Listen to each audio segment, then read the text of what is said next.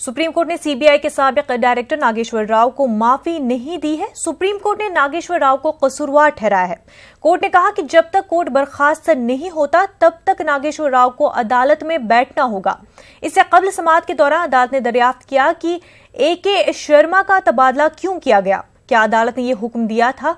CJI ने AJ से पूछताछ की कि AK शर्मा को रिलीव करने का नोट नागेश्वर राव को पहुंचा और उन्होंने इस पर दस्तखत कर दिया। उन्होंने इस सिलसिले में सुप्रीम कोर्ट को मुतमईन करना भी जरूरी नहीं समझा। इस पर AG ने यह एतराफ किया कि नागेश्वर राव से गलती हुई है, मगर उन्होंने जानबूझकर ये नहीं किया है। दिल्ली से हमारे नुमाइंदे सुशील पांडे इस वक्त हमारे साथ जुड़ चुके हैं। सुशील, समाअत हो चुकी है और माफीनामा कबूल नहीं हुआ है नागेश्वर राव का, क्या कुछ मजीद अपडेट्स है? जी देखिए मुनज्जा, एक बड़ा झटका है एम नागेश्वर राव को। सुप्रीम कोर्ट ने न केवल उन्हें सारा दिन कोर्ट में बैठने का दोषी करार दिया है, जबकि उन्हें उनके ऊपर 1 लाख रुपए का जुर्माना भी लगाया है। उन्होंने कहा है कि कोर्ट की अवमानना आपने की है, आपको अगर जानकारी नहीं थी तो ये आपकी दिक्कत है। लेकिन सुप्रीम कोर्ट ने ये कहा कि हम इस पूरे मामले में कतई बर्दाश्त नहीं करेंगे, क्योंकि सुप्रीम कोर्ट ने 2 बार आदेश जारी किया था कि मुजफ्फरपुर शेल्टर होम मामले से जुड़े किसी भी अधिकारी का ट्रांसफर नहीं किया जाए। सुप्रीम कोर्ट ने तल्ख टिप्पणी करते हुए एम नागेश्वर राव को फटकार भी लगाई। उन्होंने कहा कि आप अगर इस मामले से जुड़े अधिकारी का ट्रांसफर नहीं करते तो कौन सा आसमान जमीन पे गिर जाता। ये साफ है कि supreme court Muzaffarpur shelter home मामले को लेकर खासा गंभीर है। सुप्रीम कोर्ट ने इससे पहले सुनवाई के दौरान इस पूरे मामले में जो ट्रायल बिहार में चल रहा था उसका ट्रांसफर दिल्ली की साकेत कोर्ट में कर दिया, और अब ये सुप्रीम कोर्ट का दूसरा डंडा चला है जिसको फिलहाल एम नागेश्वर राव के ऊपर है। फिलहाल एम नागेश्वर राव को माफ करने से सुप्रीम कोर्ट ने इनकार कर दिया। अटॉर्नी जनरल जो CBI की तरफ से उनका पक्ष रख रहे थे, उन्होंने कहा कि इनका करियर बड़ा फेयर है और ये बहुत ही ईमानदार अफसर है। लेकिन सुप्रीम कोर्ट ने यह कहा कि हम 30 साल से लगातार इस पूरे मामले, इस प्रोफेशन में है और हम नहीं चाहते कि कोर्ट की गरिमा से कोई खिलवाड़ करे। और जिस तरह ये आदेश दिया गया है वो सीधे सीधे ये है कि सुप्रीम कोर्ट के आदेश की अवहेलना की गई है, जो फिलहाल मंजूर नहीं की जा सकती। ये बहुत ही गंभीर मामला है और इसी पर सुप्रीम कोर्ट ने नाराजगी जताई है। सुप्रीम कोर्ट ने एक अनोखा जो है आदेश, वो फिलहाल फैसला या सजा कहें, वो सुनाया है आज सुप्रीम कोर्ट ने। सुप्रीम कोर्ट ने अपने आदेश में इस पूरे मामले में एम नागेश्वर राव जो पूर्व CBI अंतरिम डायरेक्टर थे, उनके खिलाफ 1 लाख रुपए का जुर्माना और सारा दिन जब आज जो कोर्ट चलेगी, कोर्ट नंबर 1 में, वहां कोने में बैठे रहेंगे। उनके साथ उनके अधिकारी बी भासुकरन जो इस पूरे मामले में इन्वॉल्व थे, उनके ऊपर भी 1 लाख रुपए का जुर्माना लगाया गया है और वो दोनों अधिकारी फिलहाल आज सारा दिन कोर्ट के कोने में बैठेंगे। ये सजा सुनाई गई है। सुप्रीम कोर्ट ने आज फिर दोहराया कि मुजफ्फरपुर शेल्टर होम मामले में को लेकर गंभीरता नहीं बरती जाएगी। सुप्रीम कोर्ट के इस फैसले पर क्या कुछ रद्द-ए-अमल देखने को मिल रहा है? एक नजीर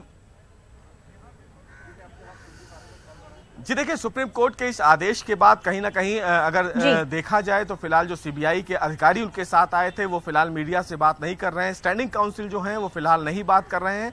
लेकिन सुप्रीम कोर्ट ने अपने आदेश में ये साफ कर दिया है कि ऐसी क्या जरूरत पड़ गई जो इस पूरे मामले से जुड़े हुए अधिकारी IPS अधिकारी AK शर्मा का ट्रांसफर किया गया है। ऐसी जरूरत नहीं थी कि अगर AK शर्मा का ट्रांसफर नहीं होता तो कार्यवाही रुक जाती, काम नहीं हो पाता। इस पर नाराजगी थी चीफ जस्टिस की।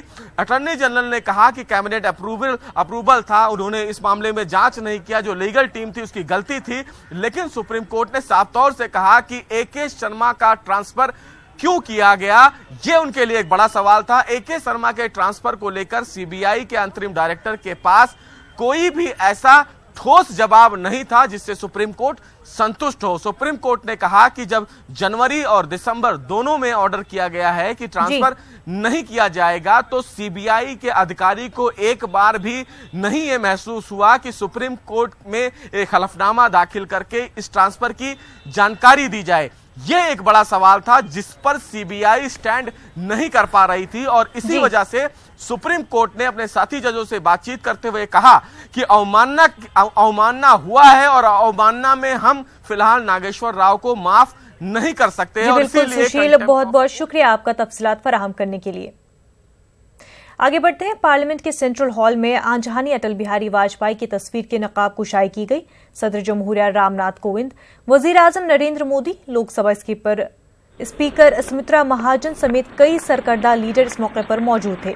इस मौके पर खिताब करते हुए वजीर आजम नरेंद्र मोदी ने अटल बिहारी वाजपेयी से जुड़ी बातें, यादें साझा की। उन्होंने कहा कि अटल बिहारी वाजपेयी अपने नजरियात पर कायम रहे और अवाम के मसाइल हमेशा उठाते रहे। भारत रत्न श्री अटल बिहारी वाजपेयी जी के चित्र को चित्रकार श्री कृष्ण कन्हाई ने बनाया है। माननीय राष्ट्रपति जी अब चित्रकार श्री कृष्ण कन्हाई को सम्मानित करेंगे।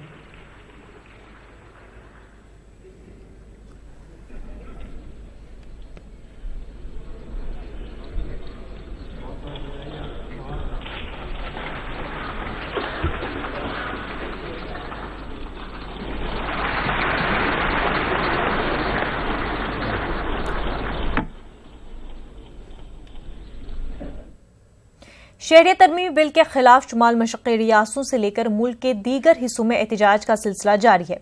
अब मारूफ गुलकार आंजहानी भूपेन हजारिका के अहले खाना भी इस एहतजाज में शामिल हो गए हैं। भूपेन हजारिका के बेटे ने शहरियत तरमीमी बिल को इंतहाई गैर माकूल बताया है।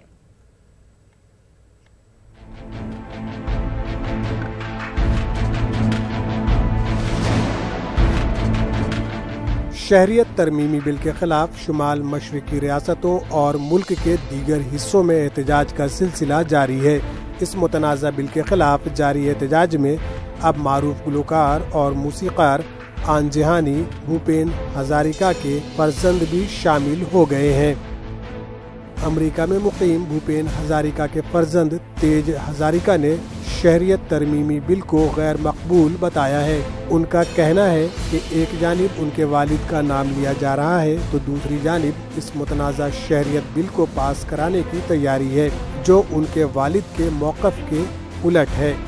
उधर भूपेन हजारिका के रिश्तेदारों का कहना है कि ये तेज का फैसला है। उनका कहना है कि भूपेन हजारिका जैसी शख्सियत सियासत से बालातर है और वो बाद अज़ मर्ग भूपेन दा को भारत रत्न दिए जाने से खुश हैं।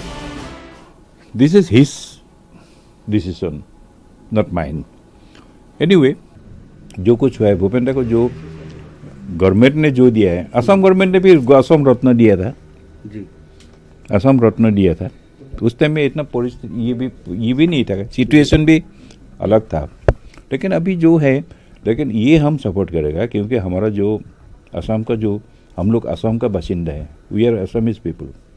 सो हम लोग के सामने में हमारा घर में आके कोई दूसरा आदमी आके बैठेगा, ये तो आई कांट सपोर्ट। ऐसा एक न्यूज़ चारों तरफ फैला है कि हम लोगों ने ये अवार्ड को परिवार की तरफ से रिफ्यूज कर चुके हैं। पर मैं एक परिवार की सदस्य की तरह मैं बोल रही हूँ कि ये एक ऐसा सम्मान है जो भारत का सम्मान है और भूपेन दा ऐसे एक लेजेंडरी फिगर है। भूपेन दा ये सब राजनीति से बहुत ऊपर आ गए हैं। उधर आसाम के वजीर आला के मीडिया मुशीर का कहना है कि अवार्ड के ऐलान के बाद भूपेन हजारिका के अहले खाना ने इसका खैर मकदम किया था। ख्याल रहे कि इससे कबल शहरियत तरमीमी बिल के एहतजाज में मणिपुर के मारूफ डायरेक्टर अरिबाम श्याम शर्मा ने एहतजाजन अपना पद्मश्री अवार्ड लौटा दिया था। Bureau report, news 18 Urdu.